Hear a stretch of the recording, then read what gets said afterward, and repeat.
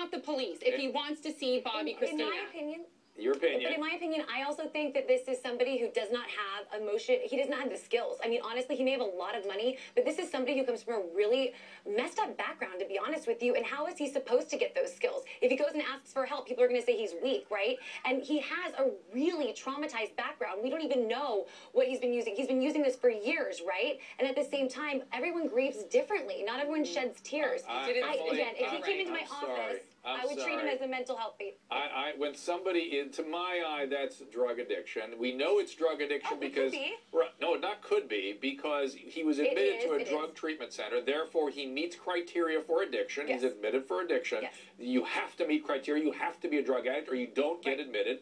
He's a drug addict. And drug addicts that have been using drugs for a long time will do anything to keep using. And Anahita, you take issue with how he gets to treatment here. Is that right? I do, because I heard you say that you give kudos to Dr. Phil for getting him into this interview. do. Well, I'm sorry, I disagree, because Dr. Drew, I think this interview was just to exploit Nick. I think this was a way to get ratings. I think that this was Dr. Phil trying to promote himself. Wait, Anahita, hold on a second. I'm going to come to Phil, much to my amazement, I'm going to come to Phil's defense. And because he deserves kudos where he deserves them, like anybody else. And here's the deal. He was doing a talk show. He wasn't doing treatment. He was doing a talk show. He probably made some arrangement to get this kid on his talk show. Dr. Drew. And in the middle of it, the kid gets sick, and he does what's appropriate. He gets the kid treatment. Why did he have the cameras keep rolling? As the professional in that situation, Dr. Phil should have said, shut off the cameras. The moment this boy was acting erratically and screaming and yelling, shut off the cameras and get him the help he needs. The cameras, what purpose does this serve? The purpose is to help motivate him to get into treatment. You made a commitment in front of God and everybody. Let's do this, man. You agreed to be on, he's an adult, he agreed to be on this interview, and in the midst of it, you turned out to be sick, you're going to make a commitment here, let's go do it. I'm going to tell you, one of the surprises I have found about television is people that make commitments like that in front of TV usually are more motivated to follow through than the average patient. I see Emily nodding yes. We didn't know that before, but that seems to be the case now. And at the same time, if somebody says to me that they are going to hurt themselves or they feel like they're in danger or they feel like they've been using, I have a legal and ethical obligation to get them the help that they need, whether the TV's on or not. It's not ridiculous. No, but I do. I actually have something that I've signed something. Anahita, your point is should the cameras keep rolling or not? That's your point. And isn't that up to this kid?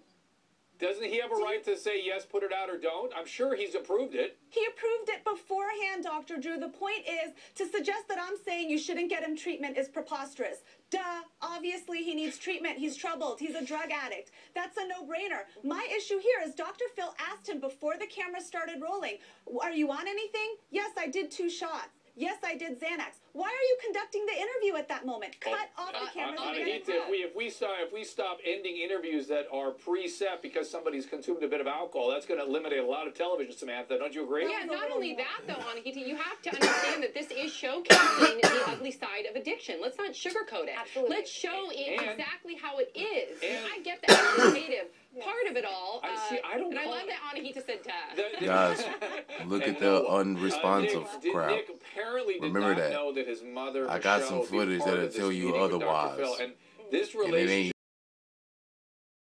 And our family sources are refuting reports on the internet about Bobbi Kristina Brown. ET has learned from a source close to the situation that Chrissy's vital signs have stabilized and that her organs are not failing. The family continues to hold out hope that she will emerge from a coma.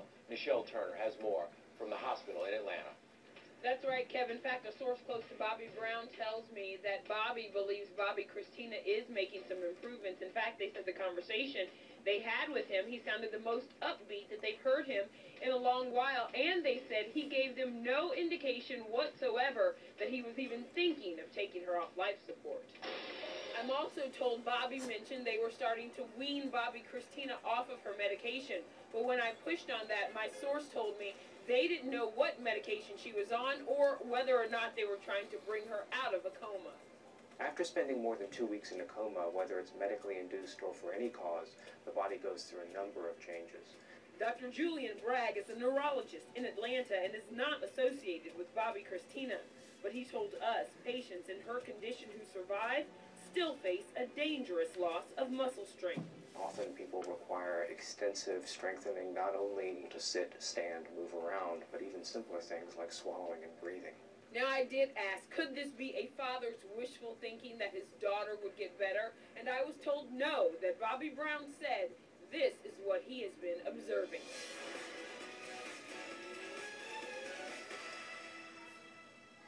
Between this woman and this young man is I'll say fascinating. Let's use that's the kindest word I can use. Take a look at this.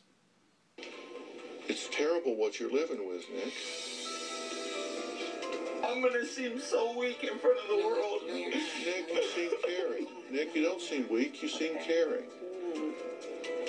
You're not pumpkin. You're not. I can't want them back. That's the only thing. I want them back. That's the only thing. He's living in some sort of strange fantasy land where this girl's going to wake up and talk, where he's a part of a family which doesn't really exist anymore. His mom, who is sitting there, why is she suddenly in his life, and what is the nature of that relationship, and what mom turns their 12-year-old over to Whitney Houston? There's so many unanswered questions here that we're going to try to get into here. And not only that, Nick Gordon wants to talk about how he's becoming famous as a result of this. It's a very distorted thing. He says, I got to play it for you. And later, Zoe Torre is back. We're talking about transgender children, I beg your pardon, the transgender children, and someone is trying to stop them. He's doing this with Dr. Phil while she is in a coma. I don't like it. Why now? Why this moment? Yeah. Is it, and why on national TV? Yeah. Why not in your own home? Back with Anahita, Sam, and Emily. Nick seems motivated to stay in that spotlight. Here, listen, you're going to love this. Well, you may or may not love it, but it's fascinating what he tells Dr. Phil about Nick's feelings about his own notoriety relative to Dr. Phil's. Fascinating. Just breathe. Oh my gosh, I made him more famous. Okay, so let's do it. Oh my gosh. All right. What's up? You don't know me. That's a guilty man right No, there. I do know you. But you know her.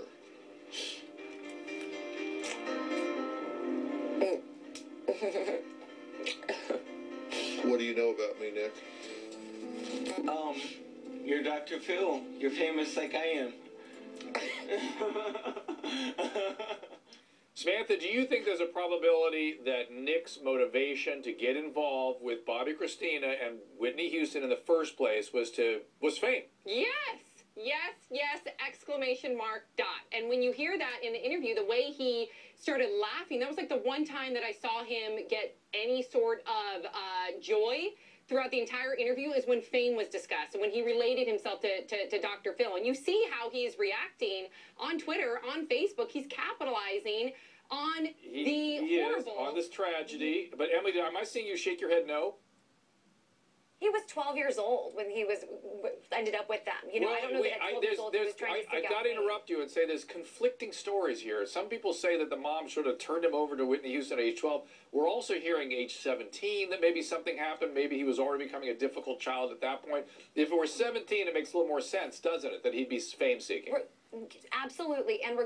But the other thing here that I'm seeing with his behavior is that he's very delusional. And this is what you said before. This is withdrawal symptoms. He is very delusional. He's not making a lot of sense. He's switching from different, moods very quickly and rapidly. This is clearly something bigger than just the fame. I really believe so. That's exactly right. So either he has a very serious underlying psychiatric problem, and I'm worried in addition to sort of a mood disorder, maybe a character problem, and he has addiction. Narcissist. He's a fucking narcissist. Get it. And he's We've been following this man very, since very day one. serious. So Anahita, I'm back to you now. What is so wrong then in the middle of this, unexpectedly, you come upon this kid that gets sick right in front of you. He is an adult. He's agreed and to be a part of this television interview. And you get him treatment in the middle of it. And by the way, people learn something in the process. Because I don't think it was unexpected. I think that the producers talked to him before the show aired. Dr. Phil talked to him before the show aired. Before they did the interview, he admitted he had taken shots. He admitted he was on pills. And quite frankly, Dr. Drew, even if you don't want to blame Dr. Phil, I also blame his lawyers doctors? What kind of advice were they giving him? There is a pending criminal investigation. And let me tell you, if the prosecution does charge him with anything, they are going to have a field day with this interview. So I don't think it was right in any respect, other than, yes, he got into rehab because Wait a minute. of it. Who's going to have a problem with their attorneys? Nick or Dr. Filling? Nick would have the problem, right? Right, because I'm not quite sure why his attorneys okayed this. Because Maybe there are no attorneys. Maybe there is no real liability here. There are. His attorneys said that they knew that he was on alcohol and Xanax. Why is that a liability? There's people using drugs and alcohol in a house. Somebody dies. It happens a lot. Because there's a criminal investigation. He's possibly a suspect in a criminal case. As an attorney, you don't allow your client to go on Dr. Phil and just blab your mouth like that. Blab your mouth like that? What great use of language we've got here today, everybody. Samantha, I want to get to you, but here's my thing. I'll let you comment what you want to say, but I just got to say this first, which is, I've had, obviously 20 years of treating addicts and alcoholics. And in my experience, when there's someone who's using drugs and alcohol in the house who's an addict, who's treated for addiction, we know that this kid has been treated a few times. There was under strange circumstances, too, but definitely treated for addiction, now treated for addiction again. And there's somebody else in the house whom they're involved with who she says on television, we know that she is using substances, and somebody dies. That overall story in my clinical experience is the story of drug addiction. That's the story. It's complications of drug addiction. When people die of drug addiction, they don't die typically anymore. A needle in their arm, they can, but not typically overdosing. Typically, it's pills, they stop breathing, they drown incidentally, they choke on. It's all kinds of ways people die ancillary to the primary drug itself associated with the drugs of addiction. And in my experience, that tells this tale in toto. Great? Yeah, I do, but I also think there is something more to it, Dr. Drew, and I think you and Emily touched on it as far as his behavior, and we're going to learn more about that. According to Bobbi Kristina's relatives, if you read her aunt's Facebook page, she is very forthright in suggesting that Nick Gordon is a possible murderer. So we do have to remember, and I'm not saying that at all, this is coming from her Facebook post, but we do have to remember, as Anahita suggests, that this is an ongoing criminal investigation and why. And why is he not talking to police? Not only that, Deneen Manette is tweeting us right now saying that I don't believe Nick did anything to Bobby, but it does seem as though he's already working on his defense. Again, I want to get into what he's really doing here. I agree with Deneen to a certain extent. So is he just sick? Is he a drug addict? Here's what people are saying on Twitter. Melissa says, this is a performance by a manipulator who knows he's under investigation. This is like Deneen Manette was saying. He declares his condition for attention. I'm going to ask Emily, listen, I don't know this kid. I'm not meaning anything negative towards him, but, could this be a manipulation? Could this kid have been a grifter who ingratiates himself with some famous people for his own ends?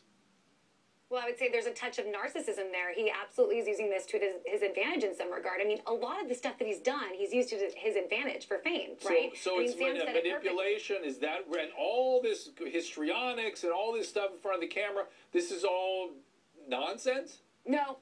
I think that there's a touch, like I said, there could be a touch of a personality disorder there, right? And we do have an addiction. This is an example of somebody going through withdrawal symptoms. And you know what? He did it on national TV. Hopefully that gets somebody else some help too, if anything. Anahita, Nick admits he's wasted. It derails the interview. Do you think there's a possibility this whole thing, again, is him being manipulative to avoid the tougher questions? It could be possible, Dr. Drew, because I didn't think this interview was genuine. I didn't think he was being honest. I didn't see any tears coming out of his eyes when he was crying. Tears don't mean that they're not, that doesn't mean that. No. He was to cry.